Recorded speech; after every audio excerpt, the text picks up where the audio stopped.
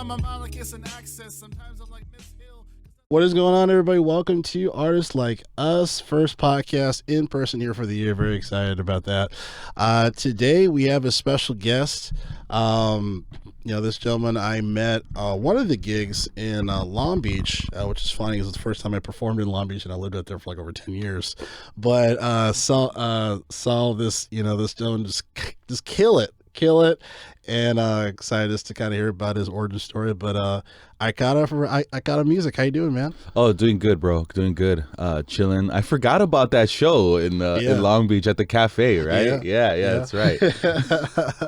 Yeah, man. I remember. I just remember because I had the sandboard and stuff out, and then I saw that you guys were performing. Of course, it was a different band at that time, but then and then I was helping with the microphone and stuff, and then when you were performing, I was like, oh shit, like it's definitely like 70s vibe kind of took over. Oh yeah, I love that style, man. Yeah, I love that style. That group was a trio, so it's a lot of room for all of us to make a lot of noise, Nice.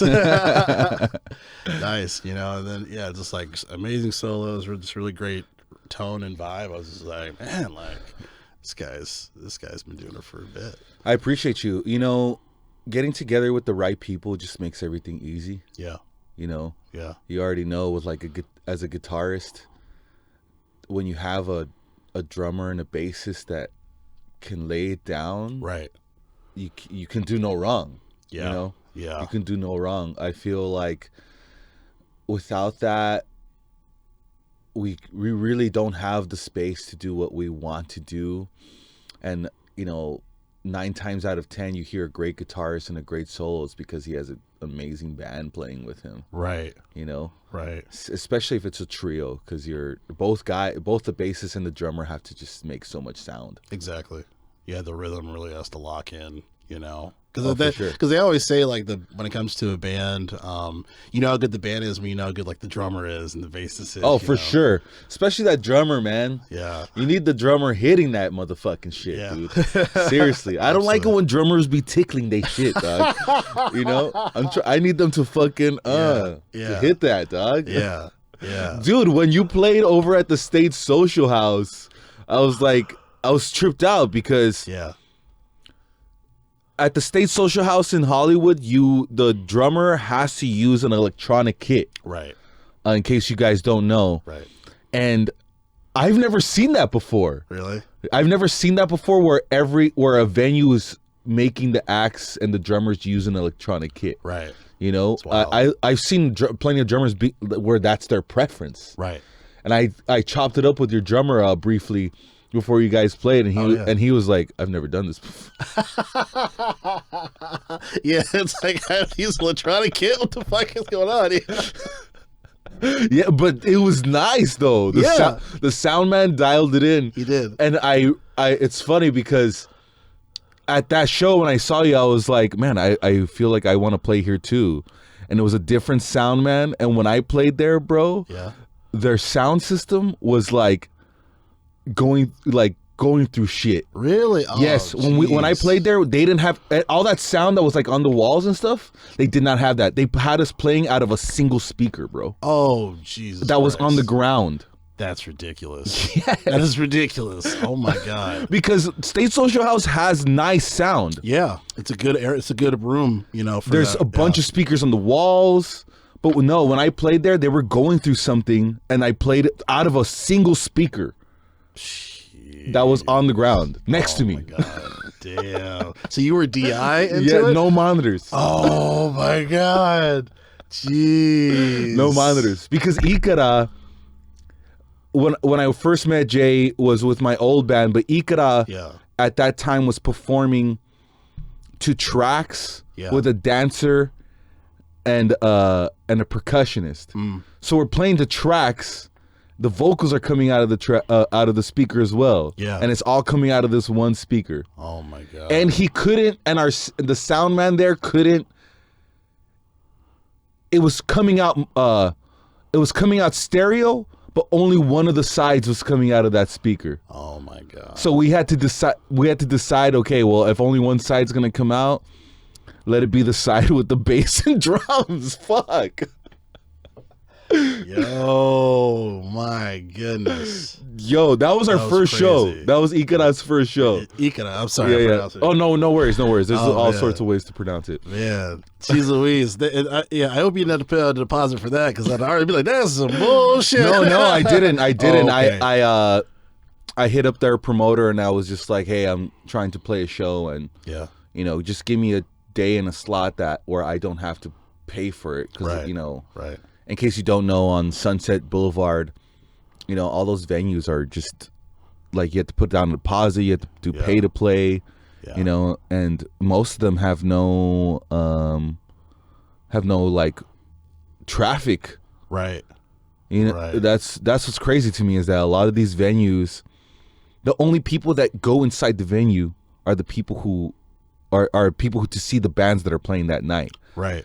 They don't have regulars. It seems like a lot of venues that have live music don't have regulars, man. Yeah.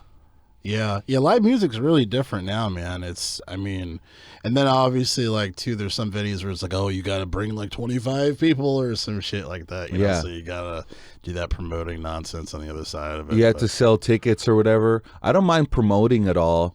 I mean, that's part of the bag of like, of how we do things, Sure. I feel like absolutely I agree with the aspect that the musician is our responsibility to also bring people. Yeah. Yeah. I feel like a lot of musicians gripe about that when in actuality we really have to be working hard to bring people. Yeah. And we also have to work hard and not just bringing people to our show, but to be active in our music communities. Yeah. And be out there at other people's shows. Right. That's true. Straight up, I really do believe that. And I feel like the more time I spend doing that, the more people I see at my shows. Yeah. But the other side of that is that, I don't know what's going on with these promoters, but it's kind of in the name for them to be promoting the show, dog. Yeah. But that's kind of my thing. Yeah. But I feel like a promoter and a booker are like indistinguishable now. Yeah. Promoter books the night and then I don't see them promoting whatsoever. Yep. Facts. Yeah, I've witnessed that for just, Jesus Christ, all the shows. You know what I'm saying? I'm like, God damn, For sure. Yeah, it's wild, bro. But yeah, man, I usually like to do like origin stories, as far as it's kind of like, way back when, prior to like music and stuff. It's kind of take me back as far as like, if you recall, like your first like musical memory that kind of stands out, like growing up prior to like playing guitar and all that stuff. Oh, for sure. I feel like it's because of my mom that I'm so in love with music, dude. That thing about just her waking us up, me and my brothers up in the morning when we were kids, like on the weekends, and she always has like Latino music blasting, and seeing her whole like spirit being lit up by this music that she loves. My mom's a dancer, Oh, cool. and so she loves to dance. So just being woken up in that way where it's just the music playing, she's dancing, she's so full of life when this music happens. Wow. And she's one of the most important people to me, if not the most important. And when I was a kid, when I saw that, just dancing with her, having fun, that's what really made me be like, wow, this person that I love the most in life is so affected by this music. I love music too. I feel like I've always carried that with me as a musician, that I am trying to be receptive to that energy, to be affected by music like the way my mom is. Yeah. And also to do my best in being genuine in the music that I make to affect other people like that. Yeah. Wow. So I feel like for sure, bro, that was like the inception of the idea of me wanting to be a musician. Like when I was like just a little kid. My entire life, bro. Just like having music around. Yeah. Like her music, She was really into like Latino music, cumbias, merengues, early reggaeton. But she's also really into like disco and like 70s and 80s funk. Oh wow. You know, like Zapp and Roger. I grew up with that stuff. Oh wow. You know, Okay. More bounce to the ounce. You know, like that song, dude. That groove is heavy, dog. Yeah. Heavy. All the Zapp and Roger tunes, like I know, like the back of my hand, bro. Oh, that's awesome. Funkadelic, Parliament. You know. Yeah. I still don't understand how those guys made two bands like with the same dudes. Yeah. They finessed, bro. They were finessing, dog. Right. Yeah. I mean, the musicianship was just on another level. You know, I think of like songs like "Shame," where it's just like everything is actual instrumentation. There's no digital sense. Everyone is just like killing it, locking in. Just, Right. Like, wild. So many people too.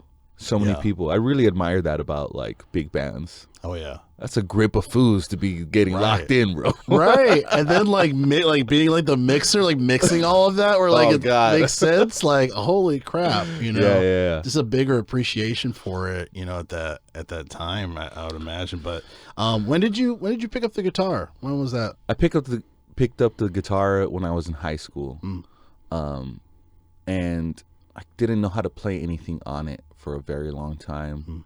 But I realized that the more effort I put into it, I saw results in that than in anything else that I had put effort in my life. You know? And you know, I feel like getting deep into music, bro, there's just so many different facets of our life and ourselves that like affect us to do that, you know, because it's not just this like indescribable thing of like this, how music affects us and it chooses us and we choose it. It's also a lot of us, bro, like young brown and black people, like when do people look at us with positive eyes, bro? You know, when do people notice us or give us praise? You know, on some real shit, dog. Yeah. On some real shit. And I felt like, especially as a man, when I started, or as a boy, when I started playing guitar, you know, I felt like that was one of the times that people looked at me with those positive eyes and didn't look at me like as a troublemaker or someone that was gonna like steal or do like some really negative thing. Yeah. And I felt like when I played guitar and I showed people that I played guitar, that I was looked at as if I had capacity for goodness. And especially when we're young, bro, you know, even if we don't want to admit it, we are looking for validation so much. Absolutely. Bro. We are looking for validation so much. And music helped me at that time realize that I need to be looking within for that validation. Yeah. You know, and I was proud of myself the better I got. Wow. Was there anyone alongside you kind of like, you know, kind of teaching you to play, or how was that? Oh, for sure. There was like a slew of people that kind of gave me pointers. I had a teacher for a quick second. I had the band teachers at my high school were extremely encouraging to me. My older brother was a guitarist, but when I started playing, he like left for college. Oh, okay. So he couldn't really teach me. Yeah. But he taught me how to tune the guitar, which was a big deal. You know, Yeah, you it's know how like when you the start biggest- guitar, The biggest. you know when you start guitar, every little thing someone teaches you is like Yeah. a mind blowing Little revelation. nuggets, you're like, holy shit. Pentatonic scale. Oh, bro. Well, every time I learned any scale, I was like, this is the truth. This will set my people free. Definitely, bro. Love it. Definitely. You know. Love it. So there was a bunch of people that kind of like gave me a bunch of lessons and taught me, you know. I wish I had something that was like more consistent and on a regular basis, but that's just how it is, bro. Yeah. That's just how it is. I was fortunate also to learn from a lot of non-guitarist musicians. You know, like the person who taught me a pentatonic scale was a saxophonist. Really? Yeah. And said that I needed to start learning scales because I just knew like chords and riffs at that time. Yeah. You know, and I didn't understand the concept of like keys. Right. stuff like that, you know? Yeah. That was just like, because truly, if no one explains that to you, it's hard to wrap your head around that concept. Absolutely. And I'm just fortunate to have a bunch of musicians that were really open to teaching me, man. Yeah. Really, really open to teaching me. One of my guitar mentors, his name's Bluesman Hopi. I met in South Central, bro. Oh, wow. I was just walking with my acoustic, and he offered to give me a lesson there in the street. He asked me if I played blues, and I was like, kinda, you know. At that point, I was just playing like Nirvana and like some Latino stuff and you know, Metallica, stuff like that. And he was like, motherfucker, let me show you how this shit is done. You know, he's an old ass man. Yeah. And he taught me. He gave me a 2-hour lesson right there on the street in South Central, bro. Wow. With my acoustic, yeah. Wow. He was pushing a stroller, and I was like, "Oh, this is your grandson?" He was like, "This is my son." Oh shit.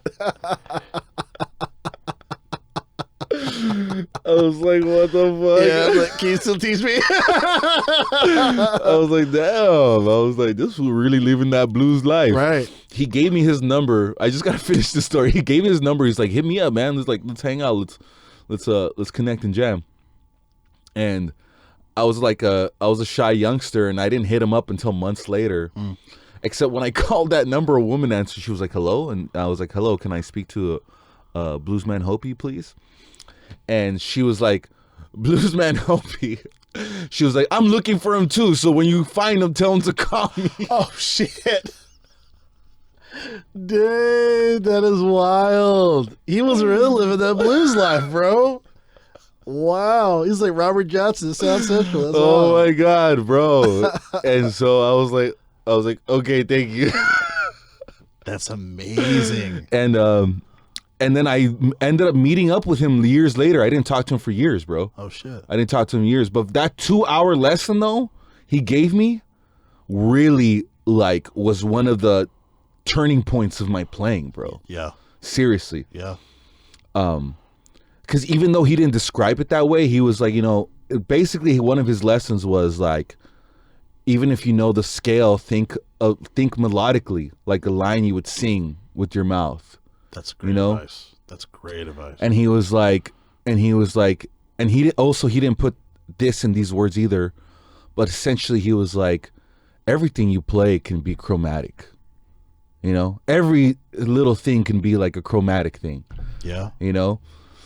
And I didn't end up catching up with him until years later at this blues jam at the Airliner. Oh wow, okay. There was like a blues jam my friend was throwing, and then I saw him, and I was like, I didn't immediately remember, but the thing is that he had this friend who's also my age, who's like one of his students, right? That Bluesman Hopi refers to as White Lightning because he's white and he plays fast. and he also mentioned him the day I met him. Really? Yes, and so he calls his bro. He was like, "Hey, White Lightning, can you grab me this?" And I was like, "White Lightning?" And I was like, "You're Bluesman Hopi?" And he was like, "You're that fucking kid that I met on the street." And I was like, "Yes, bro. Yes." And so that's how we reconnected, and like we still hang out all the time now. That's incredible. Yes, bro. Wow. See, that's what I love about music, man, is that all these people that I would never meet in any other context, dog, this is how I meet them. You know? This is how I meet them. All my best friends that I have in my life, I've met through music. Like, it's truly a glue for the community, bro. Yeah. Truly. Yeah. That's great. What was it like growing up? And you grew up in South Central LA? Yeah. What was it like growing up during that time, kind of doing that and like, you know, music and You know, I feel like people don't understand about LA is that geographically LA's really enormous. yeah. You know, I didn't really fucking understand that, dog, until I started playing in other cities and like in touring and traveling and shit like that. Like in LA, downtown is like an entire part of the city. Yeah. You go to a downtown in another city and it's like 3 blocks. Right. Yep. Yep. Like downtown's a part of the city where thousands and thousands of people live in. Right. You know? Right. South Central's got like nearly 1 million people. I'm not sure in the numbers, but there's a lot of people, and South Central is entirely a residential area. Wow. You know? There's no clubs. You know, dog? There's no like nightlife, really. Except for a few different things. Music scenes, of course, like around Leimert Park, there's a huge jazz and hip hop scene, which is amazing, bro. Yeah. Which is amazing. One of my favorite places there is Chaos Network, that has hosted Project Blowed and Bananas, these two great hip hop showcases. And Chaos Network has also been home to like extremely legendary jazz performances, bro. Like Ornette Coleman, dog. Hassan Roland Kirk. Wow. You know, South Central has been one of the hotbeds for jazz since the old days, bro. Yeah, Ornette Coleman, that's some old school shit. Yeah, that's like 50s, dog. Yeah, that's like one of the origins of like bro. saxophone. A lot of people don't know this, but Fauché Middle School, where I went to for middle school, bro. Eric Dolphy also went there, bro. Really? Yes, Eric Dolphy. If you guys don't know who Eric Dolphy is, he's an amazing pioneering free jazz musician who was a big time collaborator with John Coltrane. And he also went to Dorsey High School, bro. He was in South Central. Like Eric Dolphy is like jazz South Central royalty, bro. Wow. You know, South Central has an extremely rich history of music. When I was growing up, it was crazy with metal shows, bro, and punk shows and ska shows. Insane, dog. Insane. Talking about a backyard, like just someone's regular backyard in the hood, bro, having a metal show of like thrash, death metal, you know, like all this stuff. Bro, a regular backyard, bro, not a big backyard, like a South Central backyard, bro. Yeah. Like 200 people up in this motherfucker. That's crazy. Every, like Thursday, Friday, Saturday, Sunday night, dog. Wow. Until more recently where the cops started cracking down on that stuff. Right. But it's a huge scene out there, man. It's a huge scene. I personally felt like I didn't belong in either of those categories of like metal or like hip hop. You know, I always liked psychedelic rock. ICARA right now is doing like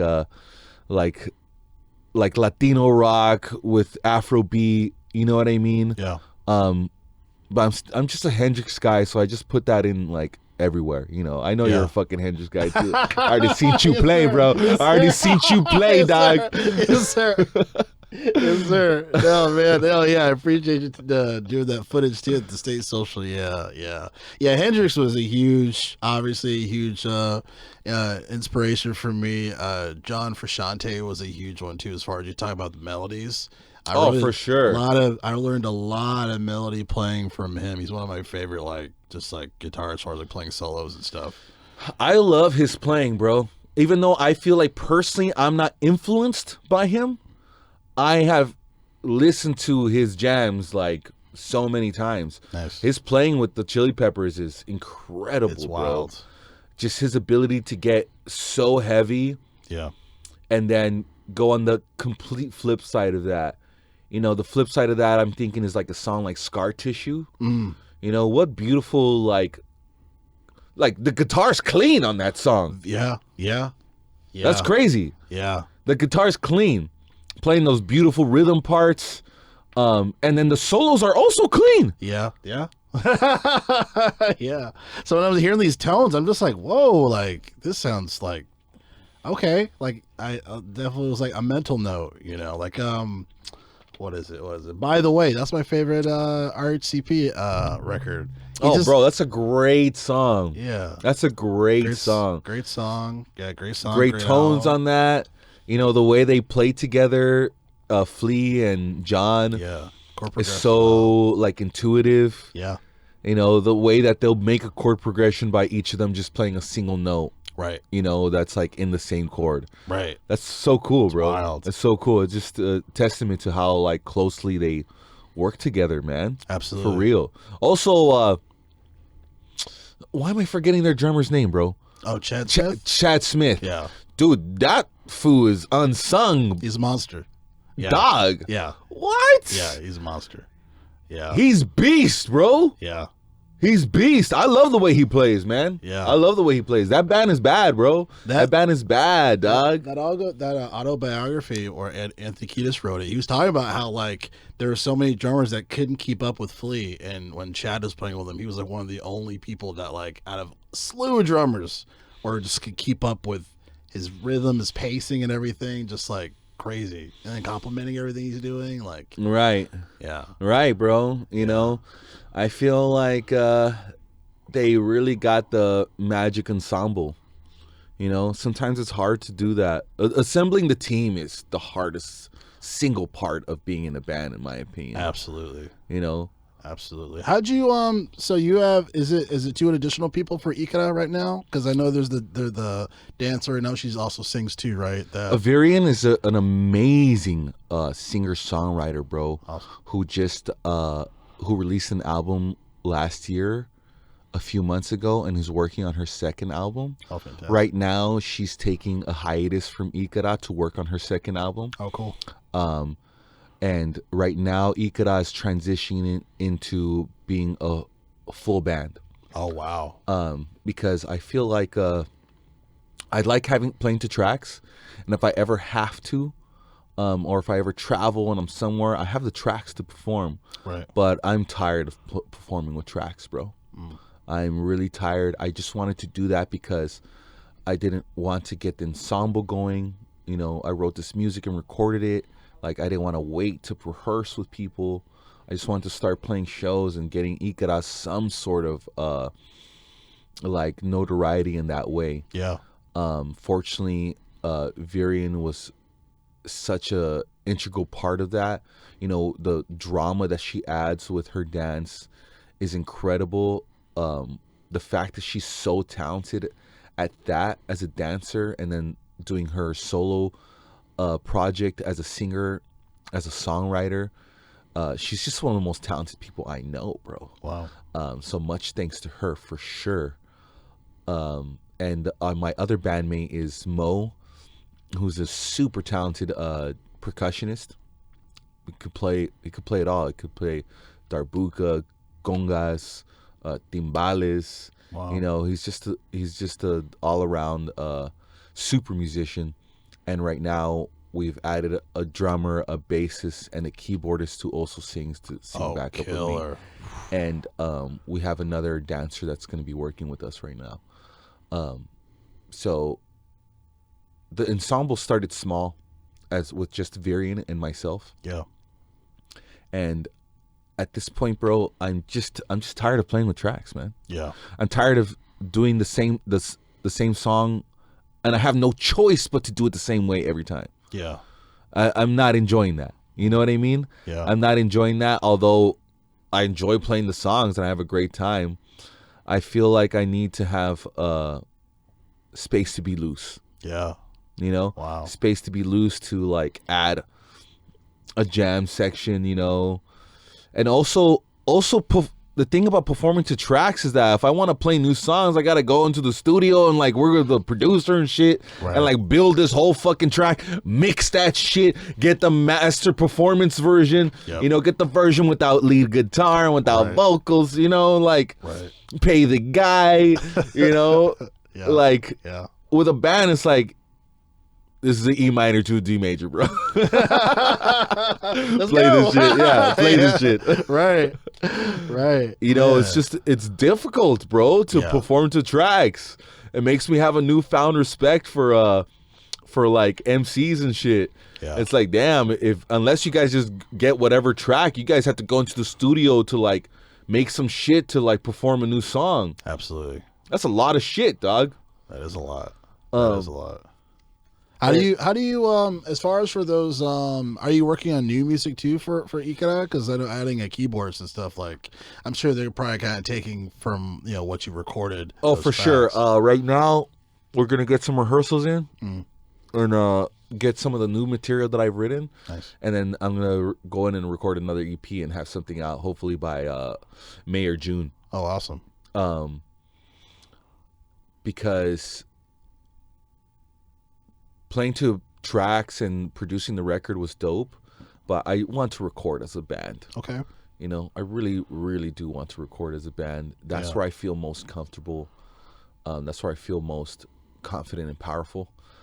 So I definitely want to get that back in, go into the studio, get all that stuff done. I think we're just going to record one song for now and just do it song by song like that. Yeah. You know, I feel like, you know, bro, if there's anything I bring to the table in a band is the will to complete things. It drives me crazy when people get me involved in their projects and we're not seeing even a near finished mix until like a year later. Oh, yeah. I can't do that, bro. Same. I can't do that. If I'm being asked to be a part of something, I make it clear with whoever wants to collaborate with me is that we're going to dedicate the time to see this through. Yeah. I don't enjoy working on stuff that could meander into nothing or will take forever to finish, bro. Right. Because so much can change in that time. Yep. Your availability, my availability, your interest, my interest, you know, our friendship, Yeah. you know? Yeah. And often working with people who are your friends, like, is a strain upon that fucking friendship, bro. Facts. Yeah. Yeah. So I'm just trying to get everything going, get these rehearsals in. You know, the ensemble that I got right now is amazing. So it's just going to be easy, bro. Yeah. It's just going to be easy. I tend to write by myself a lot. Okay. Especially since ICARA has been like just me on the guitar, you know, for the musical aspect of it for a minute now. Yeah. So I just have a bunch of material. I just went to El Salvador, bro. So like I got really inspired. What the fuck am I doing here, bro?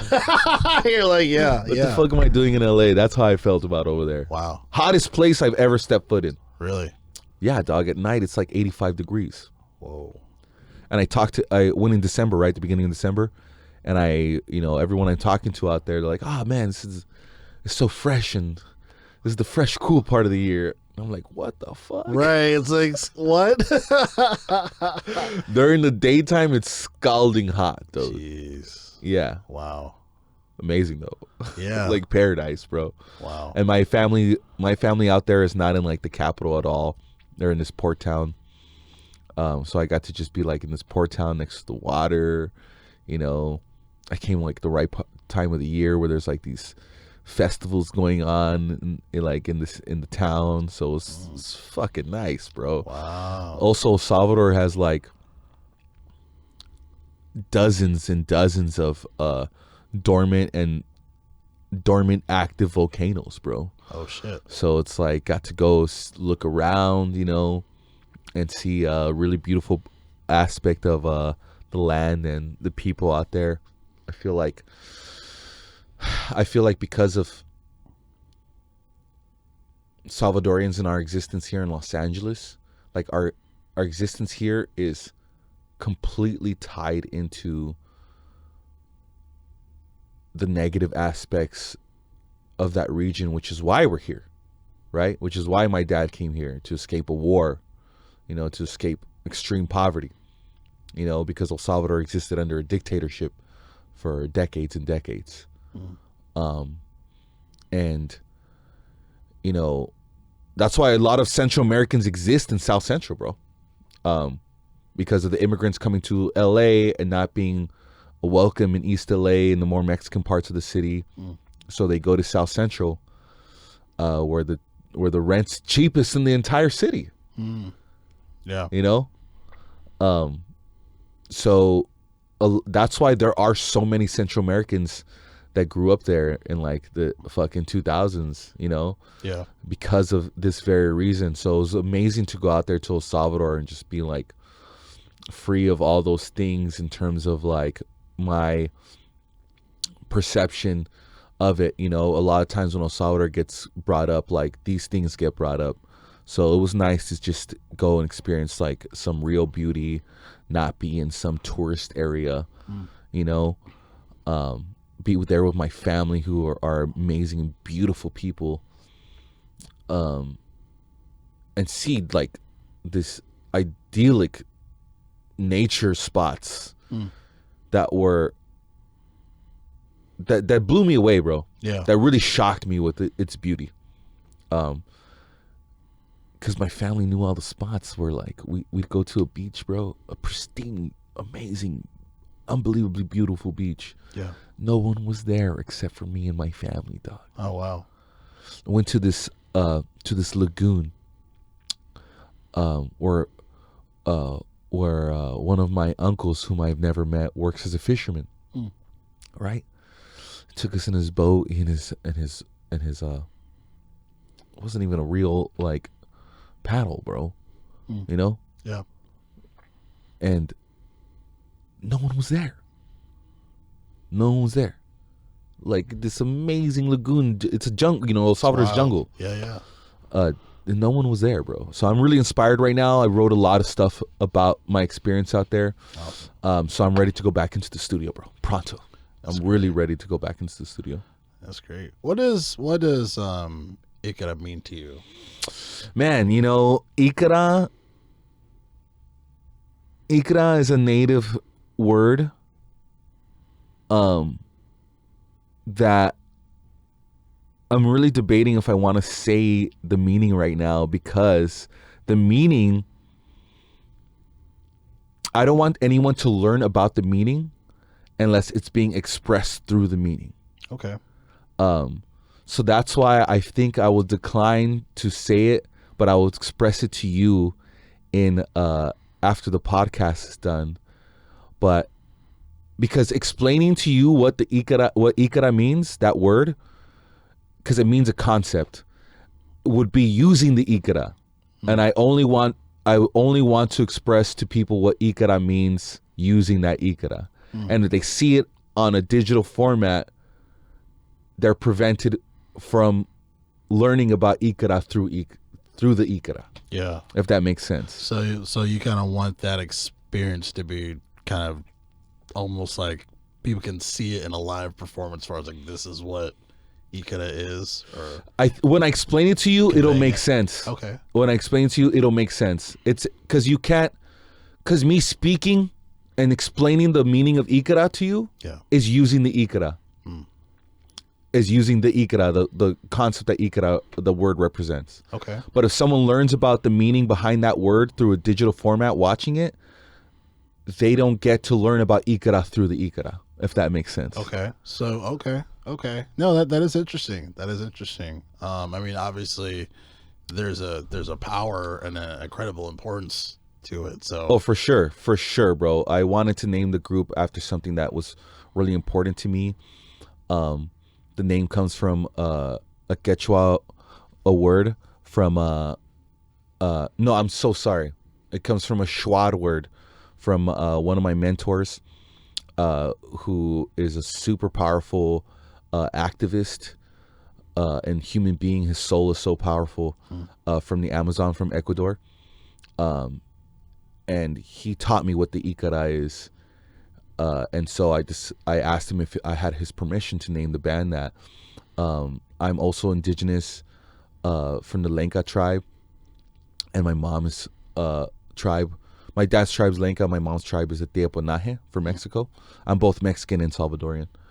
And so I asked my mentor, because I am not Shuar, if he would mind if I use that word. And that's basically one of the concepts behind ICARA, is that I want to use these rhythms, indigenous rhythms, Latino rhythms. You know, I put in quotes because like 85% of everything that's considered Latino rhythms are actually African rhythms that, because of the pass of time and culture in the Americas, blah, blah, blah. Yeah. You already know. Yeah. Now they're known as Latino rhythms, but they're African drum rhythms. Yeah. So I'm trying to mix these rhythms, these African old school rhythms, these indigenous rhythms, Afrobeat. You know, I play a lot of my guitar.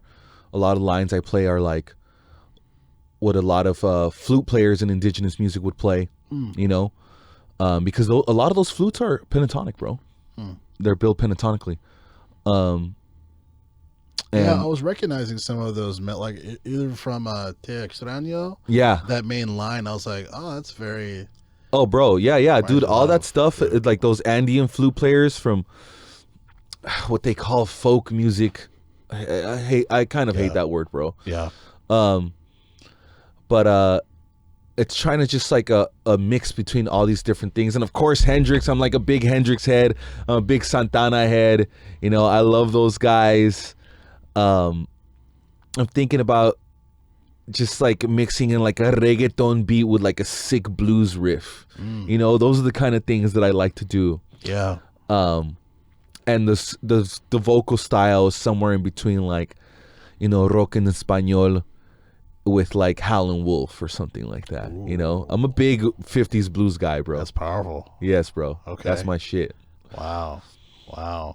Oh, talk about your guitar, because I mean, at least I don't. I'm assuming it's the same one that you have, that Les Paul. Yeah. That tone is killer, bro. Bro, you know, I was never a Les Paul guy or a signature guitar guy, but my brother gifted me that guitar, which is a Slash signature. Awesome. And I was like, you know, I'm not crazy about signatures. I'm not crazy about Les Pauls. And I was like, you know what? Like, I need to be more appreciative of the energy of this gift that my older brother is like bestowing me a badass guitar, bro. Yeah. That's a badass guitar, you know? Yeah. And I feel like all the things that I didn't like about Les Pauls, playing them through like a Fender amp, has kind of countered those things. I feel like Les Pauls are really like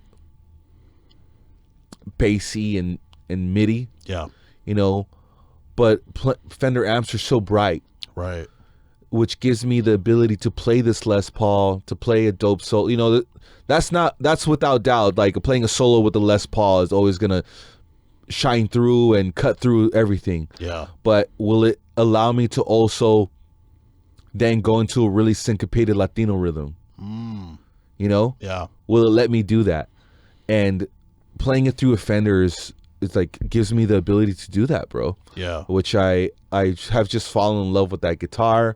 Also, the Slash Les Paul is not as heavy as like a standard Les Paul. Oh, that's great. Which is another thing that turned me off from that guitar. Yeah. Previously, because, you know, like, yeah, guitars, they're made of wood. They're gonna be heavy, but not that heavy though. Right. Yeah. Les Pauls are heavy, bro. Back problems. Serious back problems after a while. Yep. The fuck? Yeah. Yeah. No guitar has any business being that heavy. Like, what the fuck? Like, is it really that much more tone, bro? Right. No, that's amazing that it's not as heavy as a traditional Les Paul. So. Oh, I agree. Crazy. What do you think of that? I recently was reading something where it said these guitar makers were saying that the wood doesn't matter in the tone of the guitar. Have you read that? I've heard people say I think it absolutely matters, but because, like, for example, I've noticed a tonal difference between like a maple fretboard and a rosewood fretboard. Like, maple's known to be a lot brighter versus warmer for a rosewood. Like, I'm kind of a tone nut to a degree, but I absolutely hear and feel those tonal differences. I mean, you seem like to be pretty cognizant of tone too. Bro, whoever thinks that wood doesn't affect the tone, I can't trust them about guitars, bro. Facts. I can't trust them about guitars. I don't give a fuck what technical bullshit you have to say. Yeah. You're telling me the wood of a guitar doesn't affect the tone? Yeah, that's crazy. That's crazy. But there's a lot of guitar makers who are insisting that. There's a lot of pickup makers that are insisting that. False prophets. False prophets, bro. Yeah, and especially how much the wood affects like your playing style and the feel on it. Yeah. You know, like that alone, like That alone affects the tone. Yeah. You know, how the guitar feels in your hands. Like, I'm not a maple guy. Maple feels slow to me. I don't know if that makes sense. But it feels slow. Like you can't glide. Yeah, I can't glide on it. Okay. I can't glide on it. Okay. Yeah. And Fender uses maple a lot. Yes. Fender uses maple a lot. I love guitarists that use Fenders, bro, but I could never feel comfortable on one. How do you feel about rosewood? I love rosewood. Yeah. Love ebony. Yeah. Mahogany's great. I love mahogany. Yeah. You know? Rosewood, though, is nice. That's the shit. You know, it's funny because I tried to make a Strat work for so long because I'm such a big Hendrix fan. Yeah. But I couldn't. I also pick really wide. Oh, okay. So I'm always hitting those pickup switches. Oh, wow. Okay. Yeah. Yeah. Yeah. Yeah. I mean, yeah, because I wouldn't even have known because you feel like you seem so comfortable with the Les Paul where I felt that was like that's like this is your thing. Oh yeah, for sure. I play out of a Les Paul and I play out of a Gibson Firebird, but the Firebird's a vintage, so I kind of keep that for the studio. Oh, okay. You know, or like a big festival or something like that. Is that a heavy one too, Firebird? I don't know if they nosedive Dog, or... the Les Paul and the Firebird are the same weight, bro. Oh wow. The Les Paul that I have, Right. The one that's lighter, Right. You know. But nah, man, like a standard Les Paul is way heavier than that Firebird. That's why I don't understand why they're so fucking heavy. Yeah, that's crazy. That's a heavy fucking guitar, dog. Yeah, because Firebirds are known to be we're not little bros. Right. You know what I mean? Right. We're not little bros. Right. Like, if the Les Paul's heavy for us, that's a heavy motherfucking guitar, bro. Yes. You're absolutely right. Absolutely right. Oh, my goodness. Yeah, man. I was curious too, like how deep do you dive into like pedals when it comes to tone as well? Because I love I feel like you use a lot of some delay like within your solo, which I feel like is very 70s in itself. Oh man, you know, I feel like I've gone back and forth into getting really into it. There is I use reverb. I don't use any delay. Really? I'm not very good at using delay, bro. But to be honest with you, I haven't sat down and practiced with it. You know, it's not intuitive for me to like be switching and stuff like that and clicking with the delay.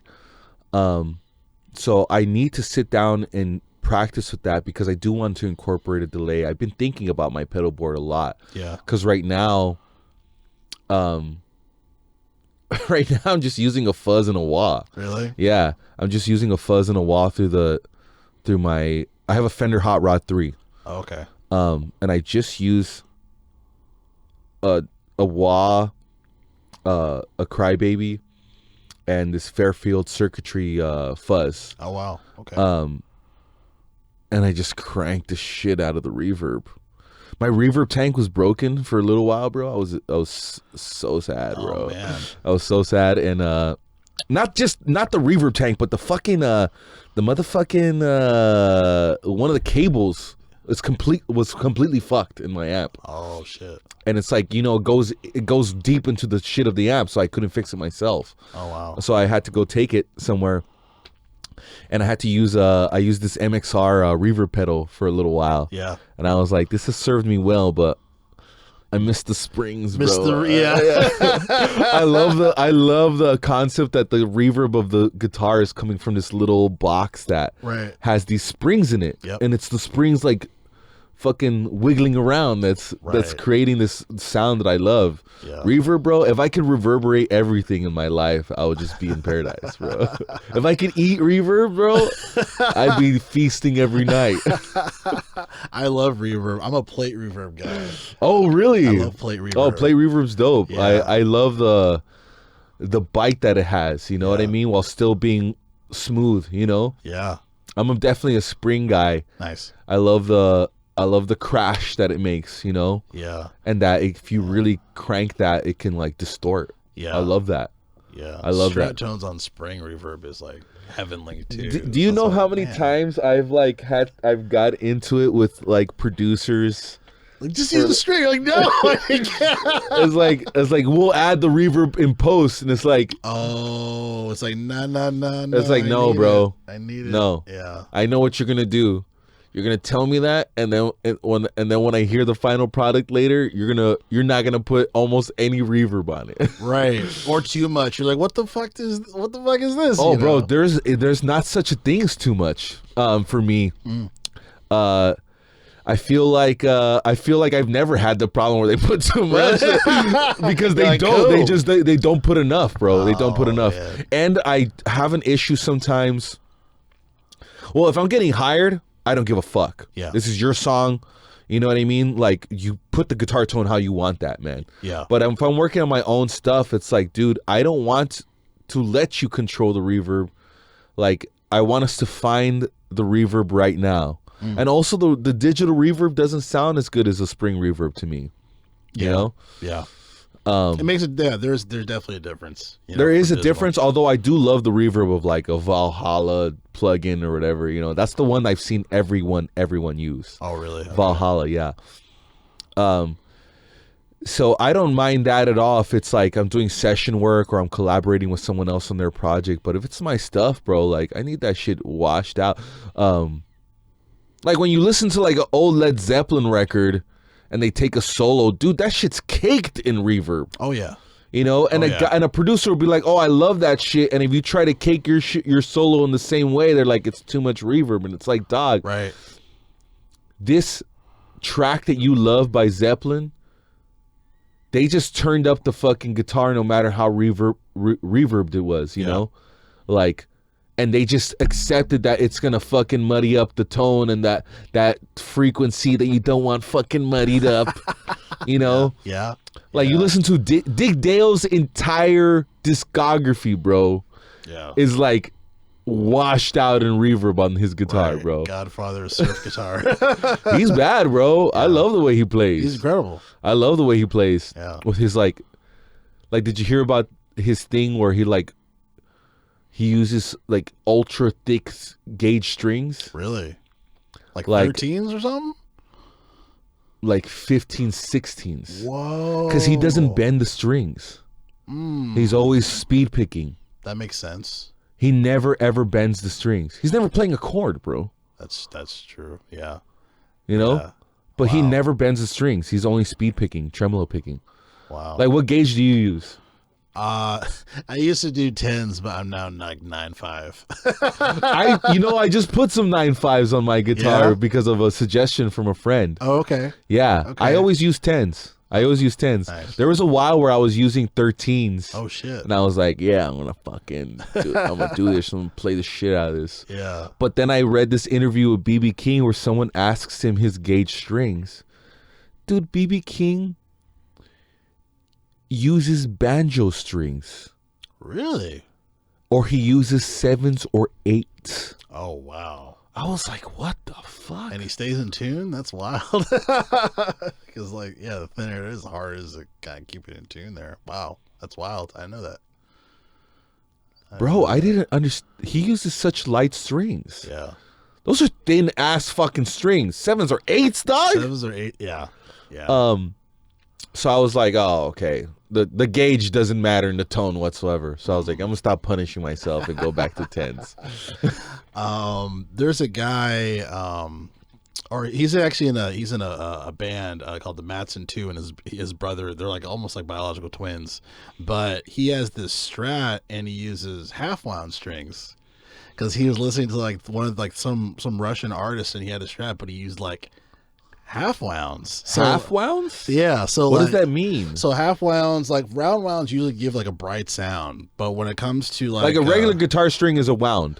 yeah, like There's yeah, but there's as far as how it's wounded specifically, there's like flat wounds like for like jazz and stuff like that, where it's a very dark, mellow tone. Half wounds kind of in the middle, so sometimes like there'll be like weird frequencies when you're strumming or something, and like especially when it's like a single coil pickup, just like weird frequencies, but half wounds kind of like kills that a little bit, so it makes it slightly darker, but if you're playing, like it's still kind of smooth at the same time.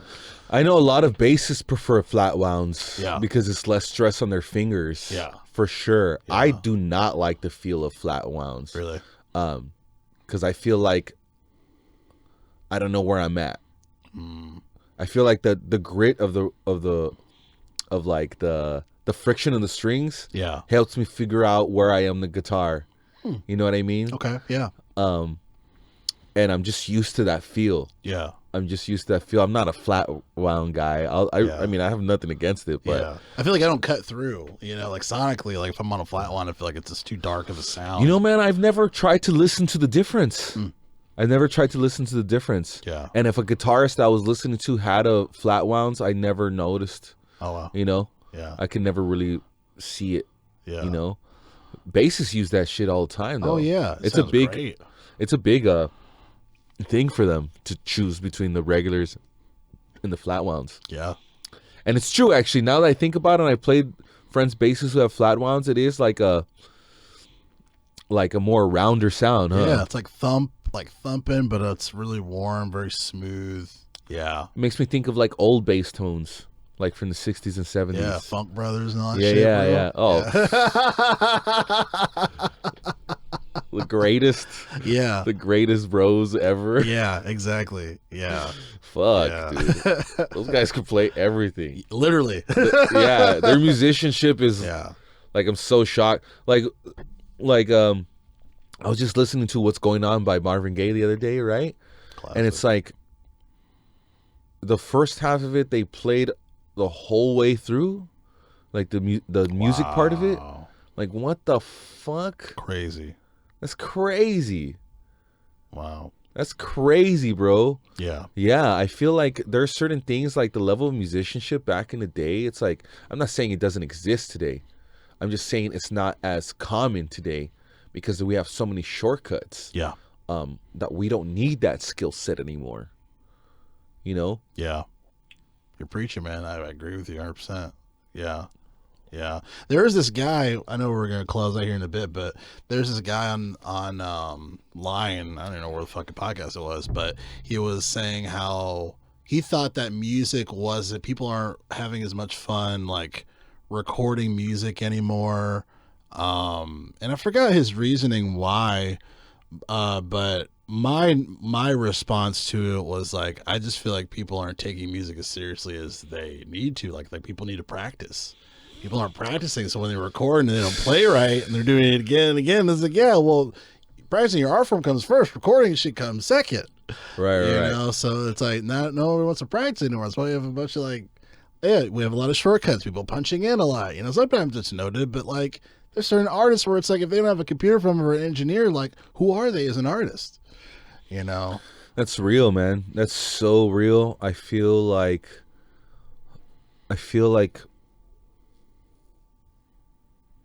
there's so many different aspects to that topic because, you know, you and me could be like, man, musicians aren't practicing enough anymore. Unlike us, who we practice all the time.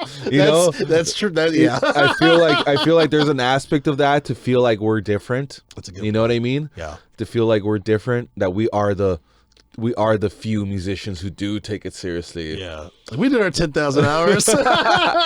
Exactly. And I just feel like because we're exposed to so much music, we're exposed to all the good and bad stuff. I feel like also because we're in LA, bro, we see people coming from all over the world to chase that dream. And a lot of people are chasing an idea in their head that isn't sincere. You know, about if they really want to express music or not. And unfortunately, the music industry isn't interested in supporting or promoting artists that are trying to express something real. They need to make sure that this music that they finance is going to hit all the right check marks for all the focus groups that they have. Right. That's literally how it works, bro. Right. Does this check a box? Do we not fill this demographic yet? You know, instead of just listening to the fucking music. Right. And you could say, oh, well, if they're going to finance people, they need to get a return on their investment and stuff like that. And I'm aware of how a business works. Yeah. I'm just saying that the big music labels seemingly have little to no interest in promoting a musician that is trying to actually express something that's beautiful or different. And they want to promote people who they know will be popular.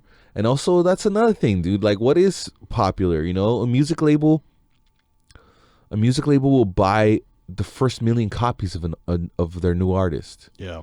A music label will pay radios and pay for them to be on playlists. They'll pay for that. They'll pay for their popularity. Yeah. Like, how much of that is real? Right. All these ghostwriters, so their artists can have more notoriety as a creative. Right. I don't think people understand that aspect, as that part of an artist's notoriety is your perception of them as being a creative person. And it's like Drake, Taylor Swift, dog, they're not writing right anywhere close to all their stuff. Right. They are absolutely not. So it's an interesting topic, bro. Definitely. It's an interesting topic. I feel like although I can pontificate about all this shit, ultimately it has zero relevance to my function as a musician. All I can do is just write my music about my experiences, bro, and play as hard as I possibly can. ICARA, we just played our first show in August, dog. I'm ready to just keep playing, man. Just keep booking. I just need to make sure that we sound as great as we possibly can, so that when opportunity does come knocking, bro, I'll be there ready to present them with the best music I can possibly make. Absolutely. Well, I definitely gotta see your performance where you got. That's what I'm talking about, bro. Well, thanks for being on the podcast, man. I appreciate it. I could talk to you for another 2 hours. I feel it, bro. I feel it. All right, guys. Well, it's Artists Like Us. I'll catch you guys next time. Thank you so much. Well, I like to stay low. I'm out to what's in my headphones. Chill tonight, lay back to the scrolls. Set my mind on cruise control. Music revolves around my mind like it's an access. Sometimes I'm